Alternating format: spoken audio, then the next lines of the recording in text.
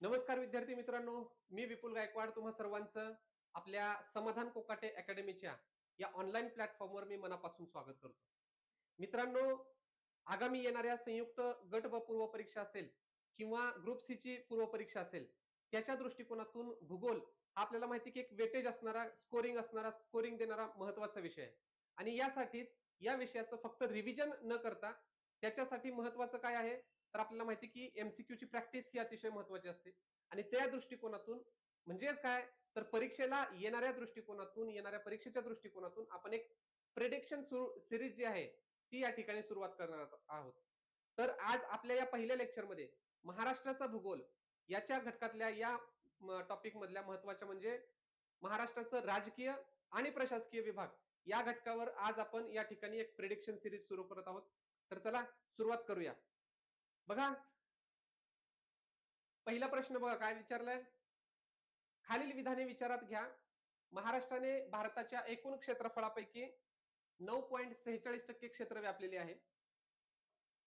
दुसरं वाक्य बघा काय म्हणतंय. महाराष्ट्राची दक्षिणोत्तर लांबी 720 किलोमीटर आहे.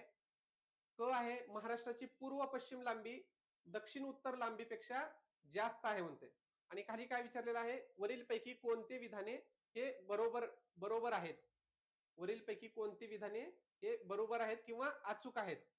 ओके. आता आपल्याला हा प्रश्न सोडवायचा आहे. बघा, आपण एक एक वाक्यांचा विचार करूया. महाराष्ट्राने भारताच्या एकूण क्षेत्रफळापैकी 9.46% क्षेत्र व्यापलेले आहे. हे बरोबर आहे का? तर आपल्याला माहिती आहे की महाराष्ट्राचं क्षेत्रफळ किती आहे. आपल्याला माहिती आहे 3,07,713 चौरस किलोमीटर इतकं महाराष्ट्राचं क्षेत्रफळ आहे. आणि हे क्षेत्र जे आहे हे महाराष्ट्राच्या एकूण क्षेत्रफळाच्या किती आहे, 9.36% आहे. बरोबर मित्रांनो, 9.36% आहे. त्याच्यामुळं इथं 9.46% जे लिहिलेलं आहे हे वाक्य चुकीचं आपल्याला सांगता येतं. दुसरं बघा, महाराष्ट्राची दक्षिणोत्तर लांबी 720 किलोमीटर आहे. आपल्याला माहिती आहे की 720 किलोमीटर लांबीचा महाराष्ट्राला जो आहे हा समुद्र किनारा लाभलेला आहे. 720 किलोमीटर लांबीचा समुद्र किनारा आहे.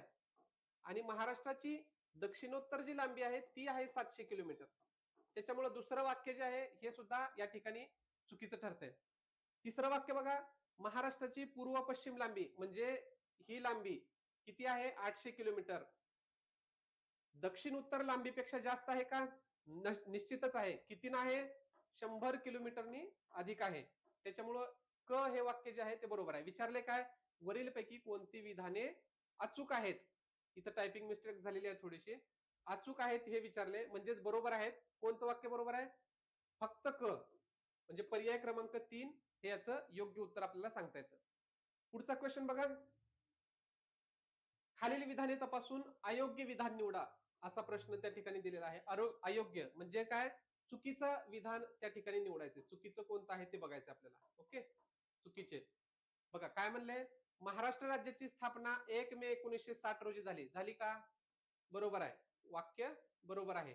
दुसरं काय आहे, महाराष्ट्राचे एकूण भौगोलिक क्षेत्र 307.70 लाख हेक्टर आहे. आता इथं दोन पद्धती आहेत, एक हेक्टर मध्ये आणि एक स्क्वेअर किलोमीटर म्हणजे चौरस किलोमीटर मध्ये. त्याच्यामुळं हा भाग लक्षात ठेवायचा. 307.70 चौरस hectare, lakh hectare, lakh hectare हा भाग लक्षात ठेवा. लाख हेक्टर. आणि दुसरं काय, 3,07,713 चौरस किलोमीटर. ओके, हे सुद्धा वाक्य आपल्याला या ठिकाणी बरोबर सांगता येतं. तिसरं वाक्य बघा काय म्हणलंय, द्विभाषिक मुंबई राज्याची स्थापना 1 मे 1956 ला झाली. 1 मे 1956 आहे का रे? किती आहे, 1 मे नाही तर ते आहे 1 नोव्हेंबर. 1 नोव्हेंबर 1956. ओके, त्याच्यामुळे हे वाक्य जे आहे ते आपल्याला चुकीचं सांगता येतं. नंतर काय विचारले, लातूर जिल्ह्याची निर्मिती 16 ऑगस्ट 1982 साली झाली. वाक्य बरोबर आहे का? अगदी बरोबर आहे. जिल्ह्यांच्या निर्मितीचा क्रम किंवा त्यांच्या तारखा ह्या तुम्हाला अचूक माहिती पाहिजे. विचारलं काय होतं, अयोग्य विधान निवडा म्हणजे चुकीचं विधान निवडा. कोणतं आहे, पर्याय क्रमांक 3 हे याचं आपल्याला योग्य उत्तर सांगता येतं. ओके, पुढचा प्रश्न बघा. जोड्या लावा. जिल्हे दिलेले आहेत आणि एका बाजूला समुद्र किनारा दिलेला आहे आणि खाली पर्यायी उत्तरे आहेत. म्हणजे कोणत्या जिल्ह्याला किती किलोमीटर लांबीचा समुद्र किनारा लाभलेला आहे हे आपल्याला या ठिकाणी शोधायचं आहे आणि त्याच्यातून पर्यायी उत्तर जे आहेत ते त्या ठिकाणी काढायचे आहेत. बघा, ठाणे जिल्हा, ठाणे जिल्ह्याचा जर समुद्र किनाऱ्याच्या बाबतीमध्ये विचार केला तर आपल्याला एक गोष्ट माहिती आहे. ठाणे जिल्ह्याचं वैशिष्ट्य आहे की सर्वात कमी समुद्र किनारा लाभलेला जिल्हा आहे. त्याच्यामुळे या ठिकाणी जी सगळ्यात लहान संख्या असेल, हे लहान संख्या ठाणे जिल्ह्यासाठी असणार आहे. त्याच्यानंतर सर्वात जास्त कोणत्या जिल्ह्यासाठी समुद्र किनारा लाभलेला आहे? तर रत्नागिरी. इथं जी सगळ्यात मोठी म्हणजे सगळ्यात जास्त जिथं आहे, तिथं तुम्ही त्याला जोडी लावू शकता. याच्यावरून आपल्याला येते का बघू एक अंदाज. अ ला 3 आहे म्हणजे पर्याय क्रमांक तिसरा हा आपोआप इलिमिनेट होतो. त्याच्यानंतर क ला 2 आहे म्हणजे इथं सुद्धा अ, आपल्याला क ला 2 म्हणजे पर्याय क्रमांक हा या ठिकाणी हे 2 पर्याय राहतात म्हणजे पर्याय क्रमांक 4 आणि पर्याय क्रमांक 3 हे दोन्ही बाद झाले. पुढचं बघा रायगड आणि मुंबई. मुंबईला जो समुद्र किनारा लाभलेला आहे तो आहे 114 किलोमीटर आणि रायगड निश्चितच मुंबईपेक्षा मोठा जिल्हा आहे. त्याच्यामुळं 122 किलोमीटर लांबीचा समुद्र किनारा हा रायगड जिल्ह्याला लाभलेला आहे. त्याच्यामुळं याचं योग्य उत्तर जे आहे ते पर्याय क्रमांक 1 हे आपल्याला याचं योग्य उत्तर सांगता येतं. ओके. पुढचा प्रश्न बघा. मध्य प्रदेश आणि छत्तीसगड या राज्यांना खालीलपैकी कोणत्या जिल्ह्याची सीमा संलग्न आहे? मध्य प्रदेश आणि छत्तीसगड. आता आपल्याला माहित असायला पाहिजे महाराष्ट्राचा मॅप. ओके. मध्य प्रदेश कुठं आहे? महाराष्ट्राच्या उत्तरेला. छत्तीसगड कुठं आहे? पूर्वेला. ओके. छत्तीसगड हा इकडे पूर्वेला. या दोन राज्यांना कोणत्या जिल्ह्यांची सीमा लागून आहे असं विचारलंय. म्हणजेच काय, तो जिल्हा ह्या भागामध्ये असला पाहिजे, ह्या कोपऱ्याला असला पाहिजे. आता ह्या कॉर्नरला असलेला याच्यापैकी कुठला जिल्हा आहे? बघा, नागपूर कॉर्नरला येत नाही, साधारणतः या भागामध्ये नागपूर आहे. गोंदिया, भंडारा आणि गडचिरोली. गडचिरोली तर आपल्याला माहिती की गडचिरोली या भागामध्ये आहे. या भागामध्ये गडचिरोली आहे, त्याच्यामुळे मध्य प्रदेशचा आणि गडचिरोलीचा अर्थार्थी काहीही संबंध नाही. राहिला भंडारा आणि गोंदिया. भंडारा हा गोंदियाच्या अलीकडं म्हणजे नागपूरला लागून असणारा जिल्हा या ठिकाणी भंडारा आहे. त्याच्यामुळं योग्य उत्तर जे आहे ते अर्थातच गोंदिया हे याचं आपल्याला योग्य उत्तर सांगता येतं. गोंदिया हा छत्तीसगड आणि मध्य प्रदेश या दोन जिल्ह्यांना लागून असणारा, या दोन राज्यांना लागून असणारा जिल्हा आहे. पुढचा प्रश्न बघा. पुणे प्रशासकीय विभागात क्षेत्रफळानुसार सर्वात लहान जिल्हा कोणता आहे म्हणलं? पुणे प्रशासकीय विभाग, या विभागामध्ये सगळ्यात लहान जिल्हा कोणता आहे असा प्रश्न विचारलेला आहे. पुणे प्रशासकीय विभागातले जिल्हे तुम्हाला माहित असले पाहिजेत. कोणते कोणते जिल्हे आहेत पुणे प्रशासकीय विभागामध्ये? पहिला आहे पुणे, दुसरा सातारा, सांगली, त्याच्यानंतर कोल्हापूर आणि सोलापूर. ओके. हे सगळे 5 जिल्हे जे आहेत ते पुणे प्रशासकीय विभागामध्ये आहेत. आता ह्या 5 प्रशासकीय विभाग, ह्या 5 जिल्ह्यांमधला सगळ्यात लहान क्षेत्रफळानुसार असणारा जिल्हा जो आहे तो आपल्याला शोधायचा आहे. याचं माहिती की आपल्याला पुणे हा महाराष्ट्रामध्ये, पुणे हा महाराष्ट्रातला मोठ्या जिल्ह्यांपैकी एक जिल्हा आहे. त्याच्यामुळे सगळ्यात लहान जिल्हा जो आहे तो कोल्हापूर जिल्हा आहे. आकारानं सर्वात लहान जिल्हा म्हणून आपल्याला कोल्हापूर जिल्ह्याचा उल्लेख त्या ठिकाणी करता येतो. ओके. पुढचा प्रश्न बघा. महाराष्ट्राच्या नैसर्गिक सीमेसंदर्भात अयोग्य पर्याय निवडा. अयोग्य पर्याय निवडा म्हणले म्हणजेच काय? चुकीचा पर्याय कोणता आहे? चुकीची जोडी कोणती आहे? ती जोडी आपल्याला निवडायची. बघा, वायव्येला काय आहे? सातपुडा पर्वतरांग आहे का? महाराष्ट्राच्या वायव्येला सातपुडा पर्वतरांग आहे का? तर बघा, महाराष्ट्राचा नकाशा काढल्यानंतर सातपुडा पर्वतरांग आपण नेहमी उत्तरेला आहे असं म्हणतो. म्हणजे सातपुडा पर्वतरांगेमुळे उत्तरेला नर्मदा नदी आहे आणि दक्षिणेला तापी नदी, ही दोन नदी खोरे अलग होतात. कशामुळं? सातपुडा पर्वतरांगेमुळं. आहे कुठं लोकेशन बघा, ही वायव्य दिशा आहे का की उत्तर दिशा आहे? उत्तर दिशा आहे. त्याच्यामुळे सातपुडा पर्वतरांग हा उत्तरेला आहे महाराष्ट्राच्या. मग वायव्येला कुठला भाग येतो? तर साधारणतः हा इथला भाग येतो. त्या ठिकाणी वायव्य दिशा आहे. त्याच्यामुळं वायव्येला कोणत्या? तर गाळणा आणि अक्राणी या दोन टेकड्या आपल्याला वायव्येला असल्या दिसतात. त्याच्यामुळं ही पहिलीच जोडी आपल्याला चुकीची सांगता येते. बाकीची तरी आपण बघूयात काय आहे. दक्षिणेला तेरेखोल नदी आहे का? निश्चितच आहे. या ठिकाणाहून तेरेखोल नदी वाहते सिंधुदुर्ग जिल्ह्याच्या दक्षिण भागातून. त्याच्यामुळे महाराष्ट्राची दक्षिण सीमा ही तेरेखोल नदीमुळे तयार झालेली आहे. पूर्वेला काय आहे? चिरोली, सुरजागड टेकड्या गडचिरोलीमध्ये आहेत. बरोबर, चिरोली आणि सुरजागड नावाच्या दोन टेकड्या गडचिरोलीमध्ये आहेत, त्याच्यामुळे पूर्व सीमा त्याच्यामुळे तयार झालेली आहे. आणि आग्नेयला निर्मल रांग आहे. आग्नेय म्हणजे या भागामध्ये नांदेड जिल्ह्यामध्ये आपल्याला निर्मल आणि मुदखेड या दोन डोंगररांगा बघायला मिळतात. त्याच्यामुळं याचं योग्य पर्याय जे आहे ते पर्याय क्रमांक 1 ही जोडी आपल्याला चुकीची सांगता येते.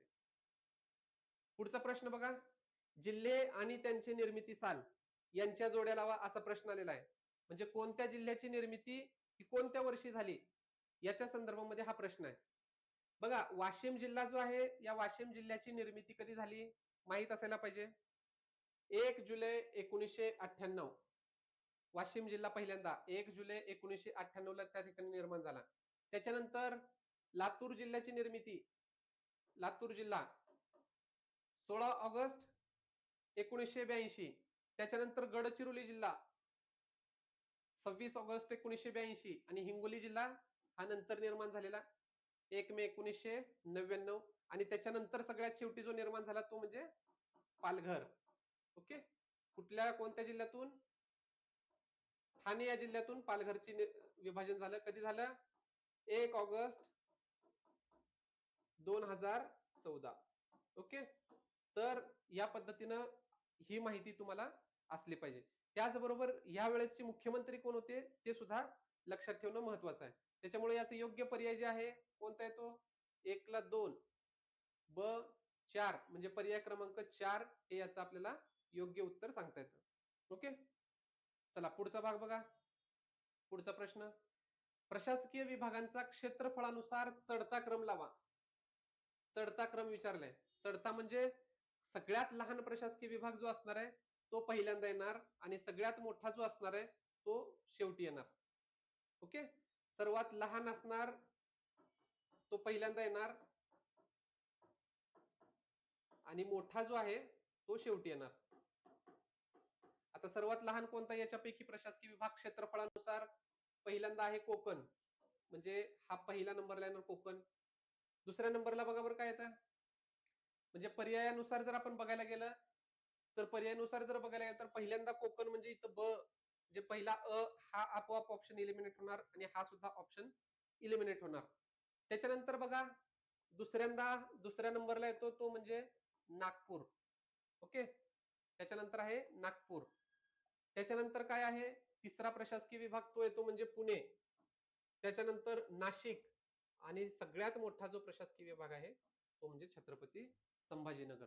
या पद्धतीनं प्रशासकीय विभागांच्या क्षेत्रफळांचा क्रम आपल्याला या ठिकाणी लावता येतो. त्याच्यामुळं याचं योग्य उत्तर जे आहे ते आहे पर्याय क्रमांक 2. ओके, पर्याय क्रमांक 2 हे याचं आपल्याला योग्य उत्तर त्या ठिकाणी सांगता येतं. पुढचा प्रश्न बघा, खालीलपैकी कोणत्या जिल्ह्यात 13 तालुके आहेत? 13 तालुक्यांचा जिल्हा एकमेव जिल्हा आहे. कोणता आहे? बुलढाणा जिल्हा. बुलढाणा जिल्ह्यामध्ये 13 तालुके आहेत. सगळ्यात जास्त तालुके कोणत्या जिल्ह्यामध्ये आहेत? 16 तालुक्यांचा जिल्हा आहे बघा, शेजारी शेजारी असणारा नांदेड आणि यवतमाळ. ओके, नांदेड आणि यवतमाळ हा सर्वाधिक तालुके असणारे हे दोन जिल्हे आहेत. ओके, त्याच्यानंतर पुढचा भाग बघा. पुढचा प्रश्न, खालीलपैकी अयोग्य जोडी कोणती? चुकीची जोडी कोणती आहे ते विचारलेलं आहे. जिल्हे दिलेले आहेत आणि त्या जिल्ह्यांमध्ये असणारे तालुके कोणते आहेत ते दिलेले आहेत. बघा, बीड जिल्ह्यामध्ये शिरूर तालुका आहे, वाशिम जिल्ह्यामध्ये मालेगाव तालुका दिलेला आहे, यवतमाळमध्ये कारंजा आहे आणि धाराशिवमध्ये कळंब आहे. तर याच्यातला चुकीचा पर्याय आपल्याला निवडायचा आहे. धाराशिवमध्ये कळंब आहे, कळंब धाराशिव सोबतच यवतमाळमध्ये सुद्धा आहे. ओके, यवतमाळमध्ये सुद्धा कळंब नावाचा तालुका आहे. यवतमाळमध्ये कारंजा तालुका नाही, तर कारंजा हा तालुका वाशिम जिल्ह्यामध्ये आहे. ओके, वाशिम जिल्ह्यामध्ये कारंजा नावाचा तालुका आहे. वाशिम जिल्ह्यामध्ये मालेगाव आहे का? आहे, परंतु मालेगाव नाशिक मध्ये सुद्धा आहे. नाशिक जिल्ह्यामध्ये सुद्धा मालेगाव असल्याचं आपल्याला बघायला मिळतं. आणि त्याचबरोबर बीडमध्ये शिरूर नावाचा तालुका आहे, बीडमध्ये सुद्धा आहे आणि आपल्या पुणे जिल्ह्यामध्ये सुद्धा शिरूर नावाचा तालुका आपल्याला बघायला मिळतो. ओके, त्याच्यामुळे याचं योग्य उत्तर, अयोग्य जोडी कोणती आहे तर पर्याय क्रमांक 3 यवतमाळ हे आणि कारंजा ही याची चुकीची जोडी आपल्याला त्या ठिकाणी सांगता येतं. पुढचा प्रश्न बघा. पुढील जिल्ह्यांचा क्षेत्रफळानुसार उतरता क्रम लावा. क्षेत्रफळानुसार उतरता क्रम म्हणजे जो सगळ्यात मोठा जिल्हा असणार आहे तो पहिल्यांदा येणार आणि सर्वात मोठा हा पहिल्यांदा येणार आणि सगळ्यात लहान असलेला हा शेवटी येणार. ओके. आता बघूयात असे कोणते कोणते जिल्हे आहेत की ज्यांचा आकार मोठा आहे आणि ह्या दिलेल्या 4 जिल्ह्यांपैकी पुणे, सोलापूर, गडचिरोली आणि नाशिक. बघा कोणते जिल्हे आहेत असे, तर आपल्याला माहिती आहे की पुणे हा जिल्हा जो आहे हा पुणे जिल्हा पुणे प्रशासकीय विभागामधल्या मोठ्या जिल्ह्यांपैकी एक आहे. सर्वात मोठा जिल्हा म्हणून सुद्धा ओळखला जातो. त्याचबरोबर गडचिरोली जिल्हा जो आहे तो गडचिरोली जिल्हा नागपूर प्रशासकीय विभागातल्या मोठ्या जिल्ह्यांपैकी एक आहे.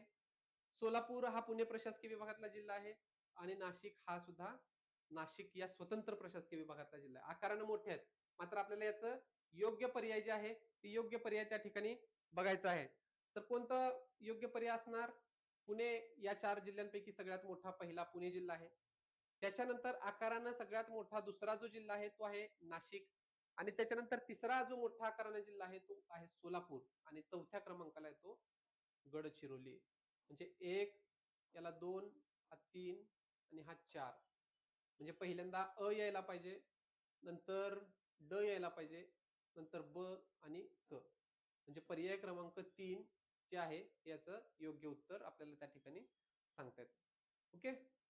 बघा पुढचा प्रश्न. नागपूर प्रशासकीय विभागातील सर्वात दक्षिणेकडील तालुका कोणता? सर्वात दक्षिणेकडील तालुका विचारला. नागपूर प्रशासकीय विभागामधला सर्वात दक्षिणेकडील तालुका कोणता आहे? सिरोंचा, एटापल्ली, चिमूर आणि वरोडा असे 4 तालुके दिलेले आहेत. आता ह्याच्यापैकी एटापल्ली आणि सिरोंचा नावाचे जे 2 तालुके आहेत, हे दोन्ही तालुके गडचिरोली जिल्ह्यामध्ये येतात. ओके, गडचिरोली जिल्ह्यामध्ये. त्याच्यामुळं गडचिरोली जिल्ह्याचा जो दक्षिण भाग आहे, तोच नागपूर प्रशासकीय विभागाचा दक्षिण भाग असणार आहे. वरोडा आणि चिमूर ही दोन्ही गडचिरोली जिल्ह्याचे भाग नाहीत. ओके, ते चंद्रपूर जिल्ह्याचा भाग आहे. त्याच्यामुळं याचं योग्य उत्तर जे आहे ह्या 3 आणि 4 पैकी तर नसणार. राहिला प्रश्न सिरोंचा आणि एटापल्ली. आता याच्यातलं दोन्हीपैकी जर योग्य उत्तर कोणतं असेल तर ते आहे सिरोंचा. सिरोंचा हा नागपूर प्रशासकीय विभागातला सर्वात दक्षिणेकडचा तालुका आहे. ओके. बघा पुढचा प्रश्न. महाराष्ट्राला टिंबटिंब राज्ये व टिंबटिंब केंद्रशासित प्रदेशांची सीमा लागून आहे. म्हणजे महाराष्ट्राला किती राज्यांची आणि किती प्रदेशांची सीमा लागून आहे असा प्रश्न विचारलाय. महाराष्ट्राची रचना थोडस बघून घ्या. महाराष्ट्राचा भाग किती राज्य आहे? तिकडे आहे गुजरात, इकडे आहे एमपी, इकडे आहे छत्तीसगड. ओके. त्याच्यानंतर तेलंगणा आहे, कर्नाटक आहे आणि गोवा आहे. ओके. किती राज्य झाले? 1 2 3 4 5 आणि 6 म्हणजे 6 राज्य आहेत. 1 आणि 2 ह्या 2 ठिकाणी दिलेला आहे. पर्याय क्रमांक 1 आणि 3 हे आपोआप बाद होतात. केंद्रशासित प्रदेश विचारले. केंद्रशासित प्रदेश या भागामध्ये कुठंच नाही. या ठिकाणी मात्र दादरा आणि नगर हवेली नावाचं केंद्रशासित प्रदेश आहे. त्याच्यामुळं पर्याय क्रमांक 4 हे आपल्याला याचं योग्य उत्तर सांगता येतं. ओके. पुढचा प्रश्न बघा. खालील विधानांचा विचार करा. महाराष्ट्राची ईशान्य सीमा दरकेसा टेकड्यांमुळे तयार झाली आहे. महाराष्ट्राचा आपण नकाशा काढूया आणि त्या पद्धतीनं कोणता भाग कुठं आहे ते थोडंसं बघूया. ईशान्य सीमा म्हणजे या भागामध्ये आहेत का दरकेसा टेकड्या? ईशान्य म्हणजे कुठला जिल्हा येतो? गोंदिया जिल्हा. गोंदिया जिल्ह्यामध्ये दरकेसा टेकड्या आहेत, माहिती आहे आपल्याला. महाराष्ट्राची ईशान्येकडची सीमा ही त्याच्यापासूनच तयार झाली आहे. त्याच्यामुळे हे वाक्य बरोबर आहे. ओके, हे वाक्य आपल्याला बरोबर सांगता येतं. दुसरं बघा. गाविलगड, जीवनगड टेकड्या नंदुरबार जिल्ह्यामध्ये आहेत असं विचारलंय. गाविलगड आणि जीवनगड टेकड्या नंदुरबार जिल्ह्यामध्ये आहेत. आहेत का? बघूयात आपण. महाराष्ट्राच्या वायव्येस गरमसूर आणि अक्राणी टेकड्या आहेत. बघा आता या ठिकाणी बघा, गाविलगड आणि जीवनगड ह्या 2 टेकड्या ज्या आहेत, ह्या 2 टेकड्या नंदुरबार जिल्ह्यामध्ये नसून त्या आहेत अमरावती जिल्ह्यामध्ये. कुठं आहेत? अमरावती जिल्ह्यामध्ये, म्हणजे महाराष्ट्राच्या या भागामध्ये. म्हणजे तो भाग साधारणतः कुठे येतो? उत्तर भाग येतो. नंदुरबार जिल्हा या भागामध्ये आहे महाराष्ट्राच्या. त्याच्यामुळं इथं गाविलगड आणि जीवनगड नावाच्या टेकड्या आहेत. त्याच्यामुळं हा ऑप्शन आपल्याला चुकीचा त्या ठिकाणी सांगता येतो. त्याच्यानंतर महाराष्ट्राच्या वायव्येस गरमसूर आणि अक्राणी टेकड्या आहेत. आता अक्राणी टेकड्या ज्या आहेत ह्या नंदुरबार जिल्ह्यामध्ये आहेत बघा, अक्राणी टेकड्या. ओके. मात्र गरमसूर टेकड्या ह्या त्या भागामध्ये नाहीत. ओके. त्यामुळे तो भाग लक्षात ठेवा. त्याच्यामुळे हे सुद्धा वाक्य चुकीचं सांगता येतं. अक्राणी टेकड्या वायव्येस आहेत, मात्र गरमसूर टेकड्या नाहीत. त्याच्यामुळे हे वाक्य आपल्याला त्या ठिकाणी चुकीचं सांगता येतं. विचारले काय, खालीलपैकी कोणती विधाने अचूक नाहीत म्हणजेच काय, बरोबर नाहीत म्हणजेच चुकीचे आहेत. कोणतं वाक्य? ब आणि क हे दोन वाक्य चुकीचे आहेत. पर्याय क्रमांक 1 मध्ये दिलेलं आहे ब आणि क, हे याचं योग्य उत्तर आपल्याला त्या ठिकाणी सांगता येतं. ओके. पुढचा प्रश्न बघूयात. खालीलपैकी कोणत्या जिल्ह्याची सीमा ही राज्याला लागून नाही? म्हणजेच काय, असे कोणते जिल्हे आहेत की ज्या जिल्ह्यांना एकही राज्य लागून नाही असं विचारले. पर्याय बघा, धाराशिव आणि बीड. आता आपल्याला माहिती की धाराशिव जिल्हा महाराष्ट्राच्या साधारणपणे या भागामध्ये दक्षिण भागामध्ये येतो. एस टाईप मध्ये असा जिल्हा आहे. आणि धाराशिव या जिल्ह्याची सीमा जी आहे ही कर्नाटक राज्याला लागून आहे ना, कर्नाटक राज्याला. धाराशिव, नांदेड, लातूर, सोलापूर, सांगली, सातारा, कोल्हापूर आणि सिंधुदुर्ग असे 7 जिल्हे आहेत. त्याच्यापैकी एक जिल्हा धाराशिव आहे. त्याच्यामुळं धाराशिवची जी सीमा आहे ती लागून आहे. बीडची मात्र नाही. ओके. त्याच्यामुळे पर्याय क्रमांक 1 हे चुकीचं आहे. अकोला आणि ठाणे. अकोला जिल्ह्याचं लोकेशन विदर्भामध्ये या भागामध्ये आहे. अकोल्याच्या उत्तर भागामध्ये अमरावती जिल्हा आहे. अमरावती जिल्ह्याची सीमा लागून आहे. बुलढाणा जिल्ह्याची सीमा लागून आहे. त्याच्या दक्षिणेला वाशिम जिल्हा आहे. ओके. त्यामुळं अकोला जिल्ह्याची सीमा जी आहे ही कुठल्याही राज्याला लागून नाही. सेम त्याच पद्धतीने ठाणे जिल्हा जो आहे तो ठाणे जिल्हा सुद्धा या भागामध्ये येतो. त्याच्यामुळे ठाणे जिल्ह्याची सीमा सुद्धा कुठल्या राज्याला लागून नाही. ठाणे जिल्ह्याला नैसर्गिक सीमा लाभलेली आहे अरबी समुद्राची ठाणे जिल्ह्याच्या पश्चिमेला. मात्र इतर कुठल्याही राज्याची सीमा जी आहे ती लागून नाही. ठाणे जिल्ह्याच्या उत्तरेला पालघर जिल्हा आहे. पश्चिमेला मुंबई उपनगर जिल्ह्याची सीमा लागून आहे. दक्षिणेला रायगड जिल्ह्याची सीमा लागून आहे. नाशिक जिल्ह्याची सीमा लागून आहे. त्यामुळं ठाणे जिल्हा हा सुद्धा कुठल्याही जिल्ह्याला, कुठल्याही राज्याला लागून नाही. त्याच्यामुळे हे वाक्य जे आहे, हे पर्याय जे आहे ते आपल्याला बरोबर सांगता येतं. बाकी दुसरे बघूया. वर्धा जिल्हा याला सुद्धा कुठलीच सीमा लागून नाही. मात्र बुलढाणा जिल्ह्याला मध्य प्रदेशची सीमा लागून आहे. बुलढाण्याला मध्य प्रदेशची सीमा लागून आहे. सातारा कर्नाटकची सीमा, सॉरी, सातारा जिल्ह्याला सुद्धा कुठली सीमा लागून नाही. मात्र सांगली जिल्ह्याला ही कर्नाटकची सीमा लागून आहे. त्याच्यामुळं पर्याय क्रमांक 3 आणि 4 हे बाद होतात. त्याच्यामुळे याचं योग्य उत्तर जे आहे ते अकोला आणि ठाणे हे असलेलं आपल्याला सांगता येतं. ओके. तर मित्रांनो, या ठिकाणी थांबूयात. या पद्धतीनं आपण आजपासून दररोज संध्याकाळी या पद्धतीनं YouTube वरती प्रेडिक्शन सिरीज सुरू केलेली आहे. प्रत्येक टॉपिक वरती आपण दररोज 15 प्रश्न या ठिकाणी घेऊन येणार आहोत आणि त्या माध्यमातून अधिकाधिक प्रॅक्टिस, MCQ ची प्रॅक्टिस तुमची व्हावी, हाच या पाठीमागचा उद्देश आहे. तर या पद्धतीनं दररोज प्रॅक्टिस करण्यासाठी आपल्या या चॅनेलला जोडून राहा आणि हे जे प्रश्न आहेत हे सोडवा. ओके. तर या ठिकाणी थांबूयात. धन्यवाद.